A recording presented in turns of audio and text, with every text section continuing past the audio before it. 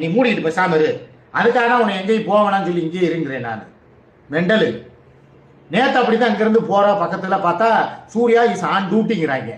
என்ன ஆன் டியூட்டின்னா நான் அனுப்பி வச்சுட்டேனா பக்கத்து ரூமுக்கு. மெண்டல் பயிலுக சும்மாவே இருக்க மாட்டேங்கிறாங்க அவங்களும். நீ அவங்களுக்கு தோதா நடக்கிற போன இப்ப கீழே ரிசப்ஷனுக்கு போனோமா வந்தமான் இருக்கணும்.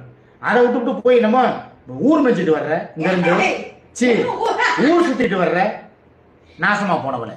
சூர்யாவை நீ தான் அவ புருஷன் கூட சேரவே விட மாட்டேங்கிற. ஐயா இந்த கொடுமையை நான் எங்க போய் சொல்றேன்? ஏண்டா டேய் தாராளமா கூட்டு போய் சொல்லுங்கடா. எனக்கு முதல்ல வழியை விட சொல்லுங்க. நான் போய் குடும்பத்தோட சத்தியமா சம்மதம் சொல்லு. தாராளமா போ. எதுக்கு சத்தியம்லாம் நீ 8 நிமிஷம் வீடியோல கேட்டா கூட நான் சொல்லுவேன். இப்ப கேட்க கூடாது. தாராளமா போ.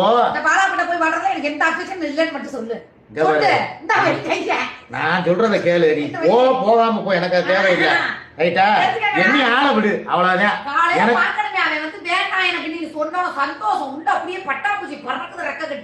கிடையவே கிடையாது. எனக்கு மனசு பூரா வருத்தம். சத்தியம் பண்றங்கவா.